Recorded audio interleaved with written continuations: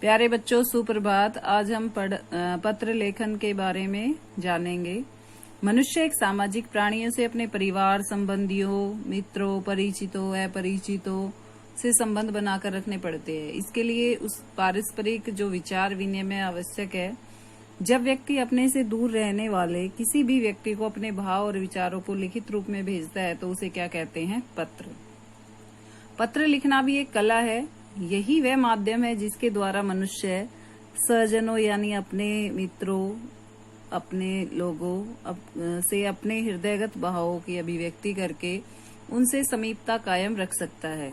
दूरवर्ती यानी जो दूर रहने वाले लोगों तक अपने विचार पहुंचाने का सबसे सुगम, सबसे सस्ता और प्रभावशाली तथा पुराना साधन है पत्र व्यवहार। सुगमता तथा सस्तेपन से, सुगमता यानी आसानी से जो मिल जाए, सस्तेपन यानी जिसकी कीमत भी ज्यादा ना हो, के अतिरिक्त पत्र व्यवहार में एक विशेषता ये भी है कि इसके द्वारा मनुष्य अपनी इच्छा के अनुसार संक्षेप में यानी छोटे रूप में या विस्तार में अपने विचारों को अभिव्यक्त कर सकता है। साथ ही यह विचार प्रकट न अपेक्षाकृत व्यवस्थित होता है, ना व्यवस्था को जानने और समझने के लिए अभ्यास की आवश्यकता होती है। पत्र व्यवहार की कला में निपुणता प्राप्त करने के लिए आवश्यक है बुद्धि और ज्ञान की परिपक्वता, विचारों की विशालता, विषय का ज्ञान, अभिव्यक्ति की क्षमता और भाषा पर नियंत्रण। इनके अभाव में हमारे पत्र प्रभावशाली नहीं बन पाएंगे। अपने जीवन के कार्य व्यापार को सुचारू रूप से चलाने के लिए आवश्यक है पत्र लेखन कला में पारंगतता हासिल करना, निपुणता हासिल करना, उसके आकार प्रकार की पूरी जानकारी रखना। एक अच्छे पत्र की क्या क्या विशेषताएं होनी चाहिए? जैसे सबसे पहले प्रभाव उत्पादकता। किसी भी पत्र का प्रथम गुण होता है प्रभाव उत्पादकता। अच्छा पत्र वही है जो अपने में पाठक को प्रभावित करने की क्षमता रखता हो। यदि पत्र प्रभावशाली नहीं होता तो पाठक उसे पढ़ने में रुचि नहीं लेता। अतः अच्छा पत्र लेखक वही माना जाता है जो एक रुचिकर पत्र लिखना जानता है। इसके लिए आवश्यक है कि आप जो बात पत्र में लिखना चाहते हैं उस पर पहले गंभीरता से विचार कर ले। उसके बाद उसे इस ढंग से प्रस्तुत करें कि पढ़ने वाले पर उसका अनुकूल असर पड़े।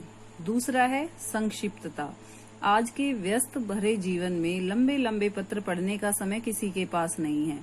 ऐसे में लंबे पत्र लोगों को अरुचिकर लगते हैं।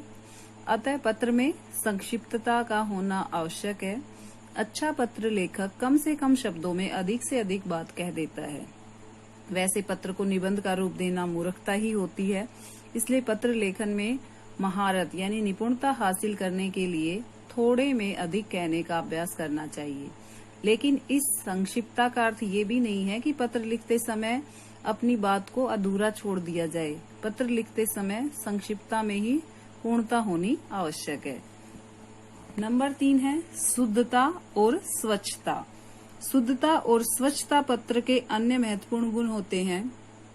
अच्छी लिखावट में सुंदर से कागज पर लिखा गया पत्र अधिक प्रभावशाली होता है, लोगों को प्रभावित करता है। पत्र में काट पीट या टेढ़ी मेढ़ी लिखावट मन को अच्छी नहीं लगती। शुद्धता की दृष्टि से पत्रों में ये ध्यान रखना चाहिए कि पत्र की भाषा शुद्ध हो, वर्तनी और वाक्य विन्यास अशुद्ध ना हो। अतः पत्र लिखने के बाद उसे एक बार अवश्य पढ़ लेना चाहिए। भाषा की छोटी से छोटी अशुद्धियों का भी ध्यान रखना चाहिए, क्योंकि कई बार इन अशुद्धियों से अर्थ का अनर्थ हो जाता है। फिर है विनम्रता और शिष्टता। विनम्रता केवल व्यक्ति को ही नहीं निखारती बल्कि पत्र को भी विशिष्ट बना देती है। लिखे हुए पत्र में लेखक का व्यक्तित्व झलकता है। आपकी मनस्थिति कैसी भी क्यों ना हो, पत्र लिखते समय हमें हमेशा विनम्रता और शिष्टता का ही परिचय देना चाहिए। ऐसे पत्र सदैव बिगड़े काम भी बना देते हैं। इसके विपरीत अशिष्टतापूर्ण पत्रों से बनते काम भी बिगड़ जाते हैं। नेक्स्ट है सद्भावना। पत्र का सद्भावनापूर्ण होना जरूरी है। यदि शिकायती पत्र भी लिखा जाना हो तो उसमें भी असद्भावना प्रकट नहीं होनी चाहिए। ऐसे पत्रों में अपने विवेक और संयम का परिचय देना चाहिए। धमकी, उलाना आदि का दुर्भाव प्रकट नहीं करना चाहिए। सद्भावनापूर्ण पत्र परिवार और समाज में केवल भाईचारे को ही जन्म देते हैं। नेक्स्ट है सहज और स्वाभाविक शैली। पत्रों की भाषा शैली सहज स्वाभाविक होनी आवश्यक है। सीधे सादे सरल शब्दों में हम अपनी बात कहनी चाहिए। कठिन शब्दों के प्रयोग से बचना चाहिए। पत्र की स्वाभाविकता। पत्र की जो स्वाभाविकता है उसको बनाए रखने के लिए हमें काव्यात्मक और कल्पना प्रधान शैली से बचना चाहिए। पत्र के अंग होते हैं 5। पहला है शीर्षक या आरंभ। पत्र के शीर्षक के अंतर्गत पत्र लेखक का नाम और पता आता है। एक तरह से ये शीर्षक पत्र लेखक का परिचायक होता है। आमतौर पर इसका स्थान पत्र के बाईं और ऊपरी कोने में निर्धारित है। पते के ठीक नीचे तारीख लिखी जाती है। तो ध्यान रखना है कि इस पत्र का शीर्षक जो होता है उसके अंतर्गत लेखक का नाम और पता आता है। इस तरह ये शीर्षक पत्र लेखक का क्या हो जाता है, परिचय देने के लिए हो जाता है और बाईं ओर ऊपरी कोने में निर्धारित है। फिर है संबोधन और अभिवादन। पत्रों में संबोधन और अभिवादन का महत्वपूर्ण स्थान है। पारिवारिक पत्रों में संबोधन और अभिवादन व्यक्ति के स्तर, उसकी अवस्था, संबंध आदि पर निर्भर करते हैं। आइए संबोधन और अभिवादन के बारे में दी गई जो तालिका है उसके बारे में हम जानेंगे। जैसे जिसे पत्र लिखना हो, अपने से बड़े आदरणीय निकट संबंधियों को, माता पिता को, गुरु को, बड़े भाई को, बड़ी बहन को जब भी हम पत्र लिखते हैं तो उनके संबोधन शब्द के लिए हम लिखते हैं आदरणीय, आदरणीया, पूजनीय, पूजनीया, पूज्य, परम पूज्य, परम पूज्य। प्रणाम अभिवादन के लिए करेंगे प्रणाम, नमस्कार, नमस्ते, चरण वंदना या चरण स्पर्श। और अंत में जब पत्र समाप्त करेंगे तो लिखेंगे आपका आज्ञाकारी, कृपाभिलाषी, स्नेह सनी, पात्र या दयाभिलाषी।